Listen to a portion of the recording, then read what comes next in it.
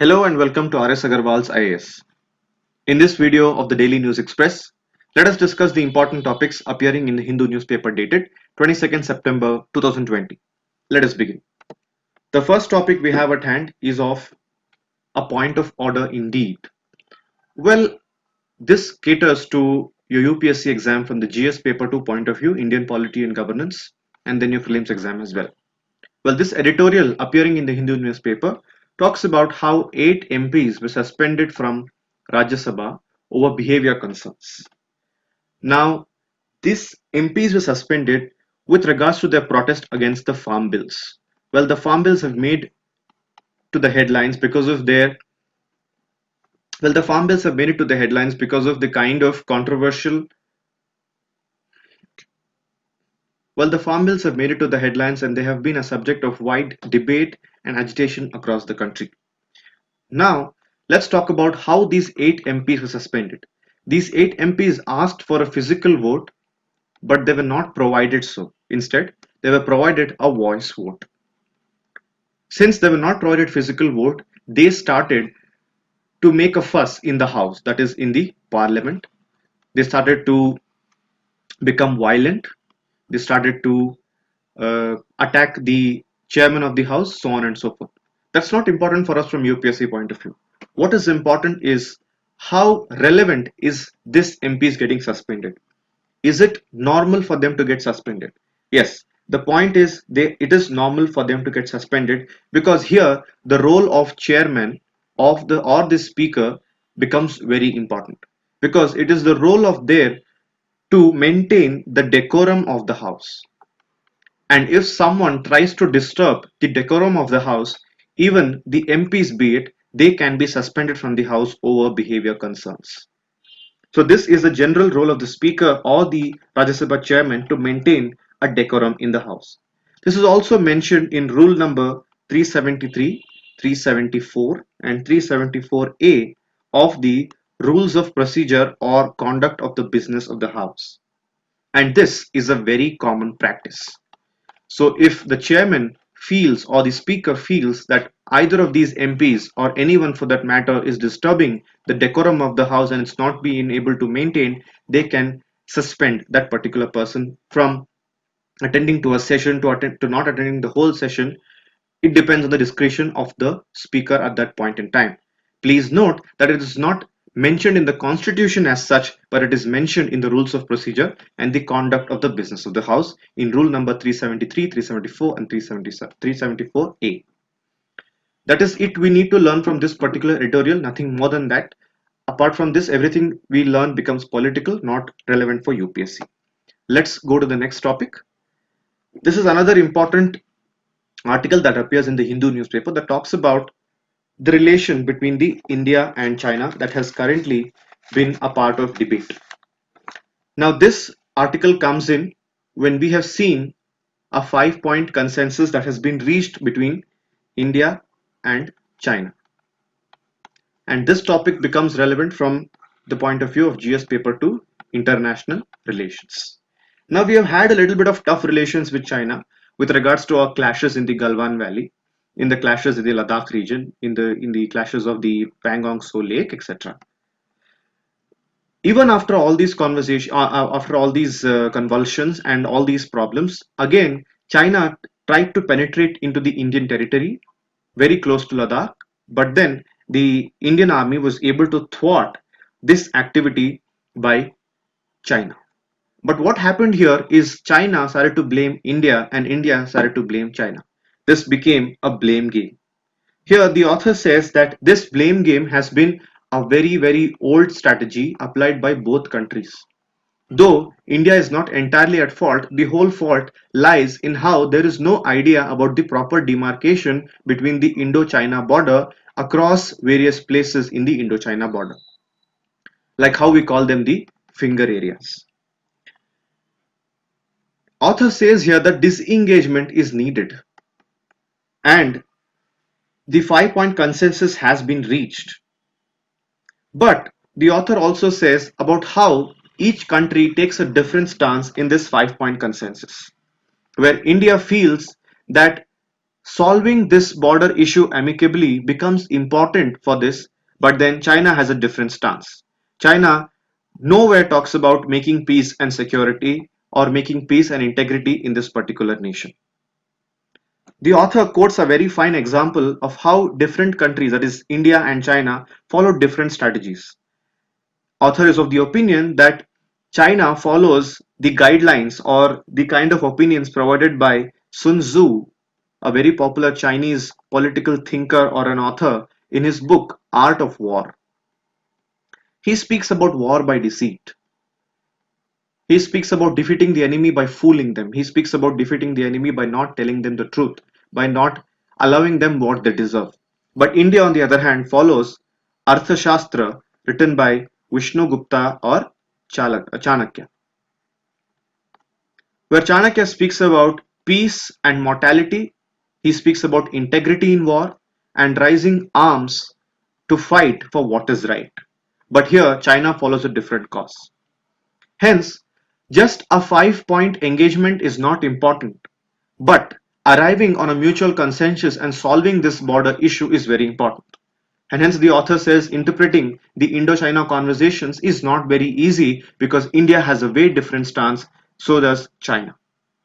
Hence, it becomes important for New Delhi, which is metaphorically talking about the central government, to understand the idea that China is running behind, which is the art of war, the war by deceit. If India is able to understand this particular idea, then I think the interpretation of what China is trying to say, that is the Chinese conversations, will be easy for India. And India has to move forward in stealth and speak very, very diplomatically and not get on China in a position of war. This is the basic simple idea provided by the author, and this is relevant from your UPSC point of view because you can talk about how China is having a very different stance with regards to what India feels about this demarcation of boundaries. Now let us go ahead to the next topic. Well, this topic is about air pollution. That's why we've written here that air pollution in trend as always. As you know, air pollution is a perpetual issue that India is going through. But this particular topic in this particular editorial talks about aerosol transmission. Now we need to know what exactly aerosol means. And here he also makes reference to aerosols with regards to COVID-19. So let us know that aerosols are minute particles in the air. They are minute particles in the air or the atmosphere. The aerosols can be both liquid or solid. There is no particular state of matter, and they are generally located at low levels of the atmosphere. These are very simple questions that UPSC can play around in the prelims examination, where they are both liquid or solid uh, particles and are present at the lower levels of the atmosphere. They can be produced both naturally or they can be produced anthropologically, that is by human activities. They can be produced by human activities as well. They result in pollution, they result in reduced visibility, they result in disturbing the atmospheric chemical composition, and so on. He also says that these aerosols can be responsible to the spread of coronavirus because the virus can hop onto these aerosols and reach us. And it's very difficult for even the masks, be it N95 or N100, it becomes difficult to even filter these particles because they are very, very small. If you are lucky, you might evade it, but then this is a very tough challenge because air pollution is a huge issue and takes a lot more steps than just a mask to curb it. Very important topic again from UPSC point of view, prelims and environment. Please understand about the aerosols and their nature, be it they are liquid and solid, they live at the lower levels of the atmosphere. They can be produced both naturally, anthropologically, and they have so many effects on the environment. Right, let us move on to the next topic. Next topic is about the Abraham Accords. Now, Abraham Accords become important from your GS paper 2 or your prelims examination. GS paper 2 with regards to international relations. Now, what are these Abraham Accords? Abraham Accords is simply a peace treaty. It is a peace treaty signed between Israel and two other nations, that is UAE and Bahrain. Now, this peace treaty has been brokered or mediated by USA, which has acted as a friend of these nations. Now, why does this peace treaty hold importance and how is it important for India? These are the points important for us from UPSC point of view. Please note that Israel is a very controversial nation in general. Israel has had a very controversial existence, controversial origin, and the way the nations look at Israel is very, very different. Until today, though the area of Gulf looks very homogeneous for us, these countries of UAE, which we commonly refer to as Dubai and Bahrain, did not have good relations or friendly relations with Israel, or simply saying they did not even recognize the existence of Israel. Now, when this peace treaty has been signed, which is called as the Abraham Accords, these countries start to recognize Israel as a nation and they will start to develop friendly relations with these nations. Now, are these the first nations to do so? No. We have had Egypt, we have had Jordan who has done the same. And of course, USA is also a great friend of Israel. And how can we forget that we ourselves, that is India, is a very good friend of Israel and we import so many things like weapons, new technologies, so many consumables, etc. from Israel. Now, how is this important for India? And what does India have to do with this particular treaty? Now, it becomes important for India because of how countries like Turkey, Pakistan, and Iran look at this deal. Where Turkey, Pakistan, Iran are not very happy with Israel being recognized by their friends like UAE and Bahrain, they can take a very different stance. And India's diplomacy, please remember, diplomacy is at stake here. Now, everything of this can be sorted if India plays a diplomatic game here. Meaning to say that India cannot take on UAE by India cannot take on Turkey by becoming very good friends with Israel or UAE.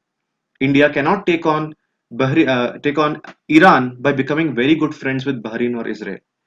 Since India is dependent on Iran and India is dependent on UAE as well, the diplomacy becomes very, very important.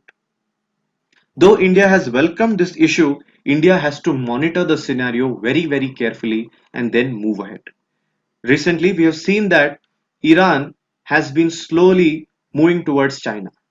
The railway project, apart from the Chabahar port project, the Chabahar Zahedan railway project has been given to China. As a result, we can see that these countries like Iran can also move towards China, and if move towards China, it is very normal that it will move towards Pakistan as well because China and Pakistan are very good friends. Hence, India has to balance this issue. There also comes up the idea of the Sunni Shia conflict.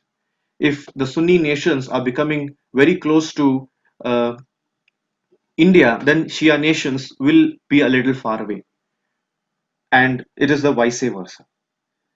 And the power defense angle has to be balanced. And as you know, this Gulf region is a very vulnerable region and it is known for blood and oil.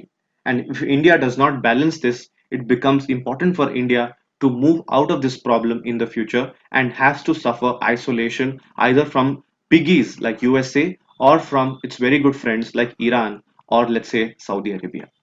So Abraham Accords are a good move for India, no doubt, but what is the most important part that India has to do here is to balance its role and monitor its diplomacy.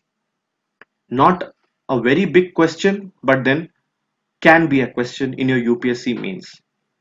Let us move ahead to the next topic.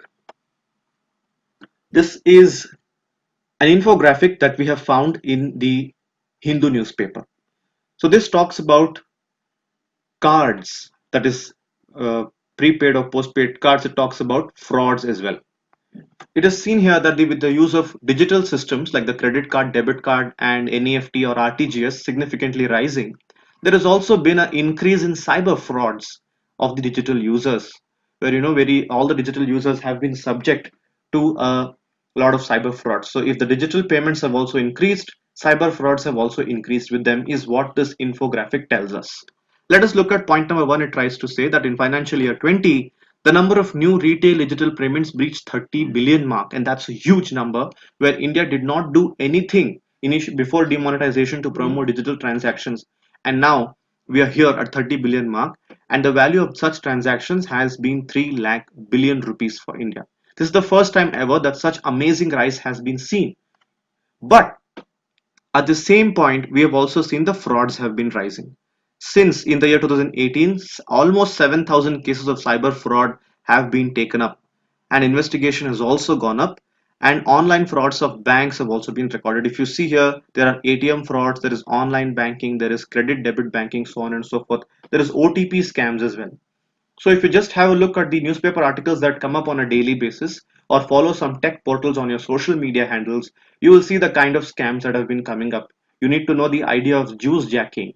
What is the meaning of juice jacking? Using the USB portals, like there is the power bank that they provide free of cost, and then the juice jack from the USB connection that we give it to our phones. And there is a phishing scam. Recently, a Netflix special also came up. It was called as Jamtara, which particularly spoke about phishing and spoke how nicely planned this scam of phishing is happening in India. Then the third point talks about rare convictions. Even then there is an increase, the convictions are very, very less because we are unable to prove it. It simply says we are unable to prove it because we don't have such an infrastructure, such a mechanism to prove these particular things. Hence, it is imperative for us to increase or to strengthen our cybersecurity portals, our cybersecurity mechanism in general. Well, something very shocking that we need to see here is that cash is still the king. While digital payments have increased, cash continues to be the preferred mode of transaction, and it has reached the pre-demonetization level at 12% from 11.3. So if you see here, the flow of cash has been witnessed and it's come back to normal. The demonetization as a move was done to make sure that the use of cash is reduced and digital payments increase so that there are less frauds and there is less black money spreading across the market. But then it's a sad state of affairs that we have come back to the normal situation here. Well, that's it about this. Just have a brief idea with all this. Try to interpret these particular infographics from the point of view of data interpretation with regards to your CSAT 2, that I mean GS paper 2 or CSAT paper. This can also be very helpful to understand the statistics related. Let us move on to the last topic of the day. Okay, let us move on to the next topic. Again, this caters to your prelims examination with regards to wildlife and environment. UPSC is very particular about environment and wildlife when it comes to the prelims examination. So we recently saw that 300 elephants, over 300 elephants, suddenly died in Botswana. So please note that this Botswana is a country in Africa. Nothing more of information we need to know about this from UPSC point of view. Just note that this country of Botswana is located in Africa where over 300 elephants died. Now this elephant died because of consuming poisoned water. According to this report, the elephants died due to consumption of poisoned water. Until today, until this report came out, we were not sure about what is the cause of their death. Now according to this report, the poisoned water was supposed to be having cyanobacteria, which has killed more than 300 elephants. Now cyanobacteria are microscopic organisms. They are commonly found in soil, they are found in water, and etc. Not all produce toxins, but scientists say toxic ones are occurring more frequently due to climate change. So as you know, climate change has been a very big problem and has led to several problems across the world, and this also has been a part of the problem due to climate change. The death of over 300 elephants, which become a very important part of the food chain and the food web, have died because of consuming the cyanobacteria, if you want to call it that way as well. Now, these are naturally occurring organisms which are microscopic in nature, which you cannot see from your naked eye but exist. Some are toxin producing, some don't produce toxin. But then this water that was what was consumed by these elephants had this toxin producing bacteria, and this as is a result of climate change and the going up of the global temperatures. Now, this is important from your UPSC point of view and prelims and your environment. Let us move to the last topic of the day, which is the Insolvency Bankruptcy Code, which holds relevance because of news that has come up recently. The news is that the Lok Sabha has on Monday has passed the IBC bill, which provides the insolvency proceedings against defaulting companies will not be initiated for at least 6 months. The insolvency proceedings will not be initiated simply because all of them have gone through this huge problem called as the COVID-19 pandemic, where we have all suffered losses, be it economic or be it social losses or be it personal losses, and people are not able to pay back their EMIs, their loans, etc. Hence, the IBC proceedings will be stopped for some amount of time until things get normalized and the government does what it's supposed to do. Again, forgetting about the important news that's come up, let us see why this news is important from your UPSC point of view. Well, this caters to GS3 in economy and also your prelims examination. Now, IBC or the Insolvency Bankruptcy Code was introduced in the year 2016 and was hailed as one of the biggest insolvency reforms India has ever seen. One of the biggest insolvency reforms India has ever seen. Now, this was introduced because there were several laws in India which spoke about insolvency. There was not one law, there were several laws. Now, due to the existence of these several laws, the concept or the phenomena of insolvency becomes very difficult. Hence, the government decided to amalgamate all these laws and to make one single law called as a code called as the Insolvency Bankruptcy Code. The first objective was simply that to consolidate laws. Next was to amend them and make it suitable to present day scenario. Next was to protect the people or protect the creditors. Next was to revive the company, to revive any company for that matter. This will also help in promotion of the entrepreneurship across the country. This will also help in saving the banks and such financial institutions across the country. As a part of the Insolvency Bankruptcy Code, the government also set up the Insolvency Bankruptcy Board of India. Next, what we need to know is the ecosystem that exists with regards to this code.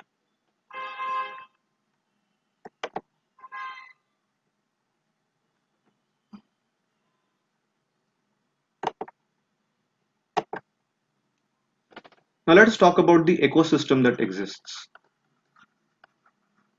In ecosystem, we can talk about NCLT, National Companies Law Tribunal, which is the adjudicating authority for companies.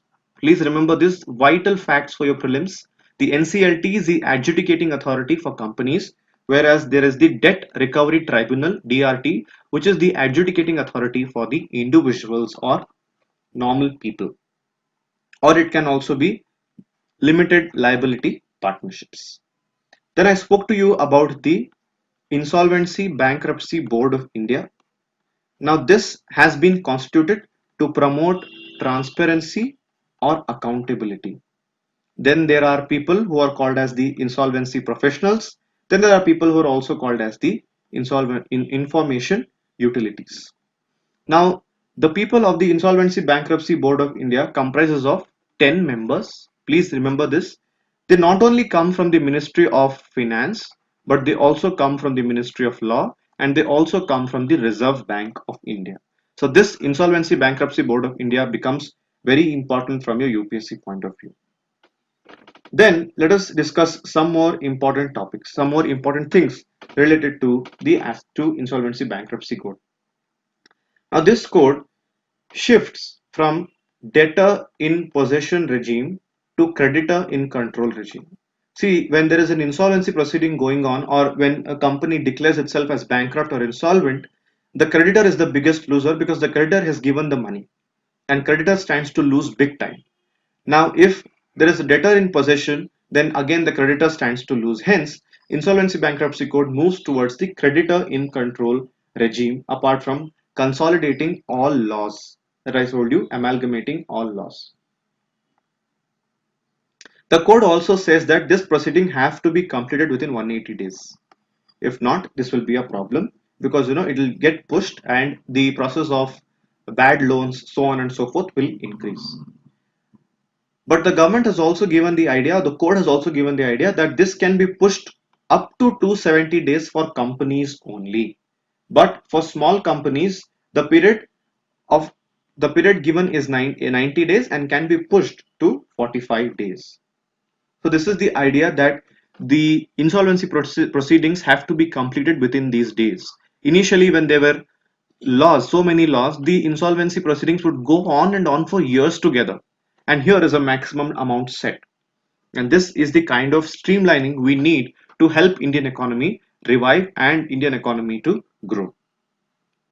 Next, we need to know that the insolvency bankruptcy code until its establishment till today has been very successful because it has helped many public sector banks and private sector banks to solve their insolvency proceedings quickly, and we are able to get rid of the NPA scenario that we were suffering or the double balance sheet problem that we were suffering, and insolvency bankruptcy code has done a great role. I would like to end this video by saying about this: the establishment of insolvency bankruptcy code and the establishment of the insolvency and bankruptcy board as an independent body for the administration and governance of insolvency bankruptcy law has proved very fruitful for the banking sector and the Indian economy. Well, that's it for today. Write to us in the comment section about what you would like to know more and where we have to improve for you guys.